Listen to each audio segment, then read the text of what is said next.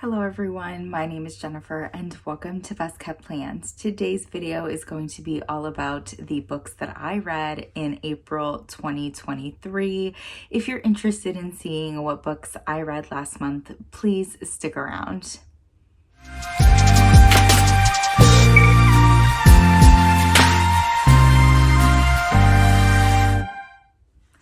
As I said in my introduction, today's video is going to be my reading wrap up for April 2023.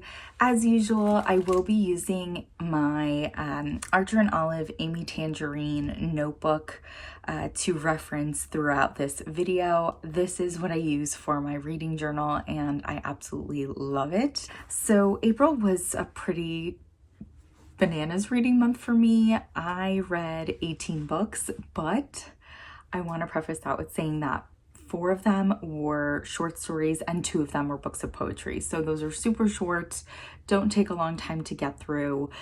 So yeah, not really like 18 full-length novels or anything like that. The first book that we're going to talk about is an arc that I got through NetGalley, and that is Amazing Grace Adams by Fran Littlewood. I was really excited to read this book because the cover is really funny. I did not know what I was getting into, but I ended up really loving this book. It was told in different timelines. There's some information that you're getting along the way, but other pieces to the puzzle that you don't get until towards the end, and they really do help to really build up our main character and allow the reader to understand the main character more. There's a lot of grief in this book, there's a lot of trauma in this book, but it was a really beautiful story, and I ended up giving it 4.5 stars. The next book that I ended up reading was actually a book of poetry. This is one that I got in my most recent book haul and I was super excited to pick it up. And that is Things We Don't Talk About by Pandora Owl. I was just very drawn to the title of this book of poetry. Didn't know what I was getting myself into. I have not read any poetry from this poet before, but this was really good. I really enjoyed this. I ended up giving it 4 stars. I would definitely recommend it if you're looking to get into poetry. There's definitely some heavy subject matter in here, so certainly look up trigger warnings. There's also dates on every single page as to when the poem was written, which I thought was really interesting. Just being able to kind of like gauge the poet's journey through that. So 4 stars, really enjoyed this. The next book that I read was actually my Instagram challenge book from April, and that was Someday Maybe by Onyi Nwabineli. I think I'm saying that right. I'm so sorry if I butchered that pronunciation. This is a really hard book, I think, to rate. The reason being is that I think that the book was incredibly well written. I do.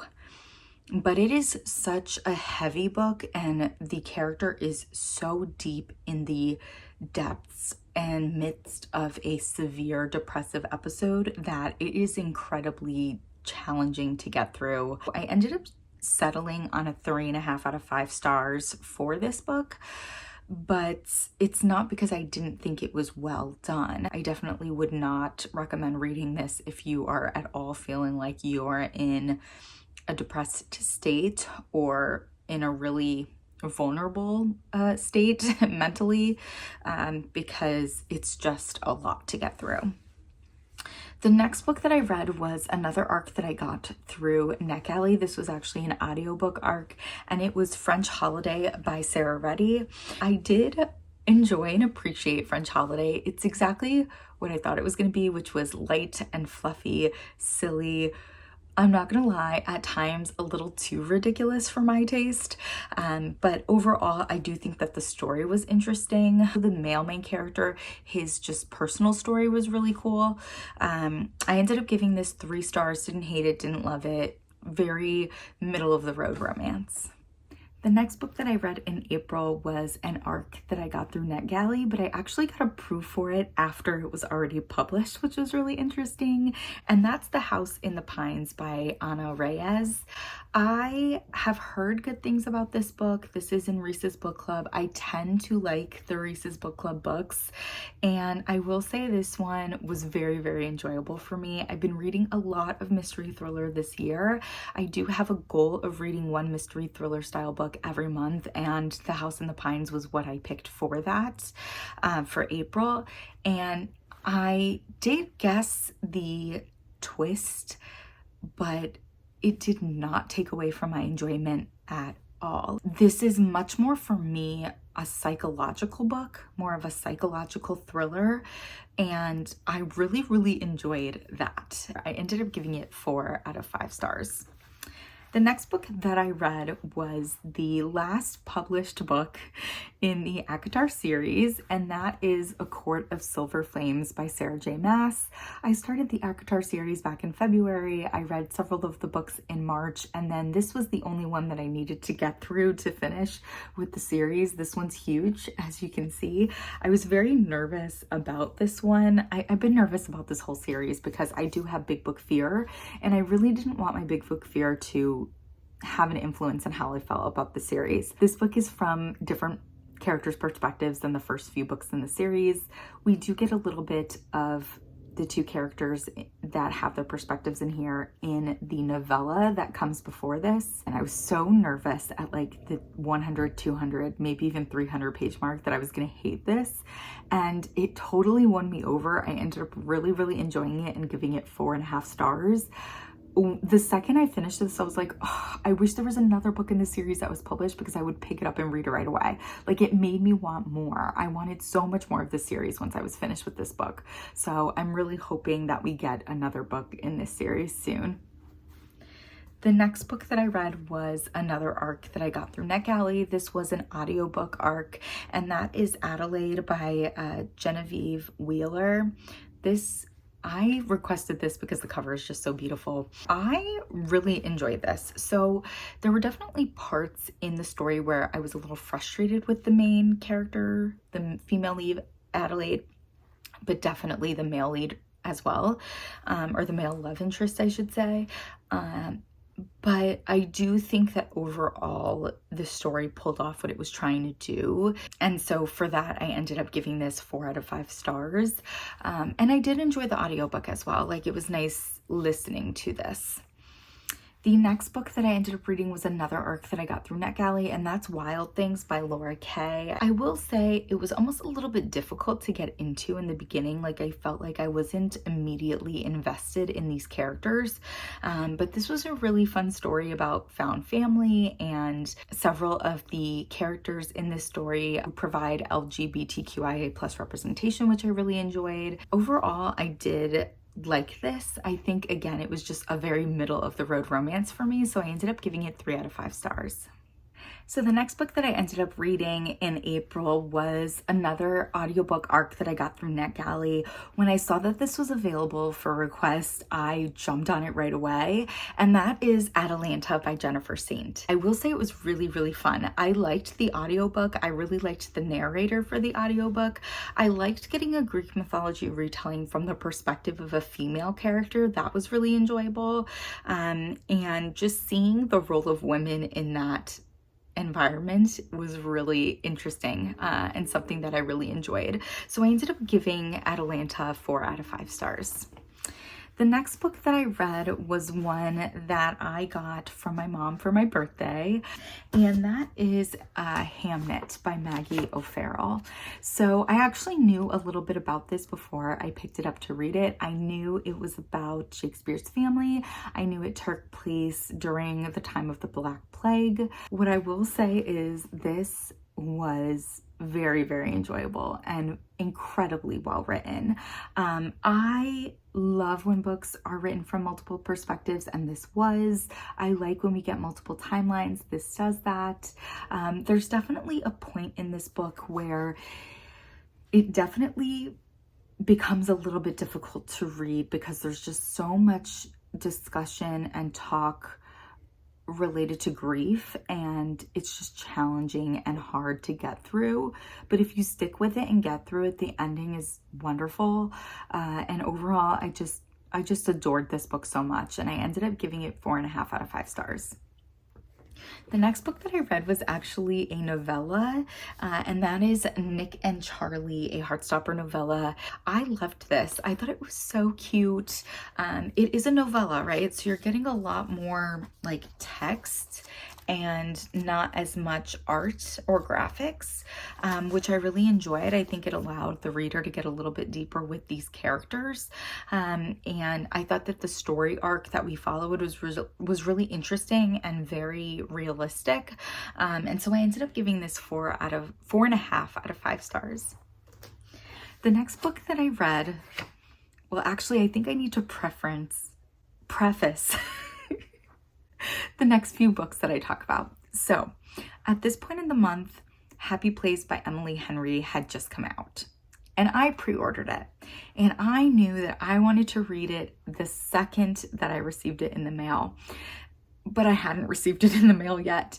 And so I picked my next book because I thought it would take me 2 to 3 days to read, which would align perfectly with when I was going to receive Happy Place in the mail.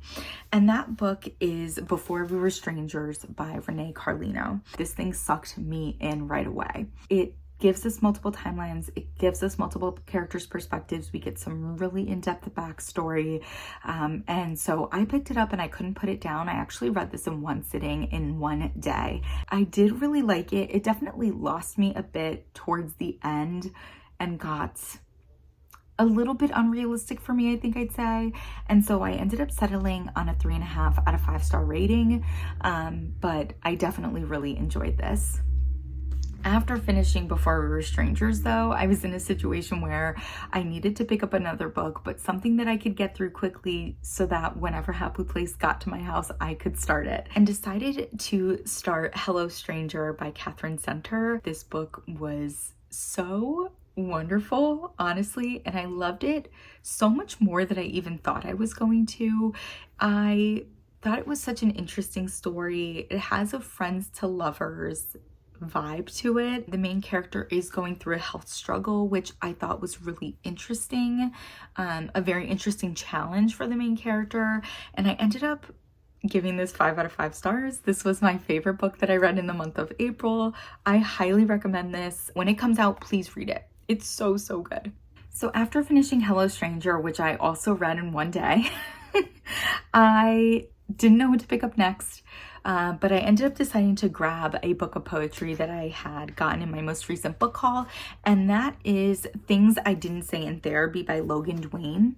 This was very intense. This was definitely a very deep, challenging book of poetry to get through. The subject matter in here is quite dark, but I did enjoy this for sure. And so if you feel like you can get through it with looking up the trigger warnings, and I say go for it. I ended up rating this 3.5 out of 5 stars. After reading that book of poetry, I still hadn't received Happy Place, and so I ended up looking online to see if there were any novellas that interested me. The one that I ended up picking up and reading was Under One Roof. I'm not usually someone who really loves enemies to lovers. Like, I don't tend to enjoy that type of trope, but I thoroughly enjoyed the enemies to lovers in this short story. If you're going to tell a romantic story in a novella format, that can be really challenging because you're trying to build a relationship in a very limited amount of time. But I feel like Hazelwood did really well. She had it be in 2 different timelines, so like we get the then and then we get the now, realizing that those 2 main characters have known each other for much longer than this novella's time frame or time span is going to indicate. And I ended up really enjoying this and giving this 4 out of 5 stars. Finally, after I finished Under One Roof, I did receive Happy Place by Emily Henry. I immediately loved this. I got through a really big chunk of it the first day that I read it. I do think that towards the end, it was just a little bit too much back and forth for me. And so that's what brought it from a 5-star read down to a 4.5-star read for me.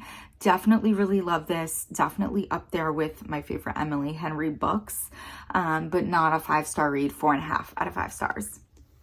So after finishing Happy Place, I had a couple of days left in the month and I was actually going away. So I didn't want to dive into a larger novel because I didn't foresee myself being able to finish it before the end of the month. And so I decided to purchase the other 2 short stories that Hazelwood has put out. The next one that I read was Stuck With You. I really liked Stuck With You. I thought it was very cute. There's definitely some miscommunication in there that leads to our female main character being very frustrated and angry and upset with our male main character. I did still really enjoy it and ended up giving it 4 out of 5 stars.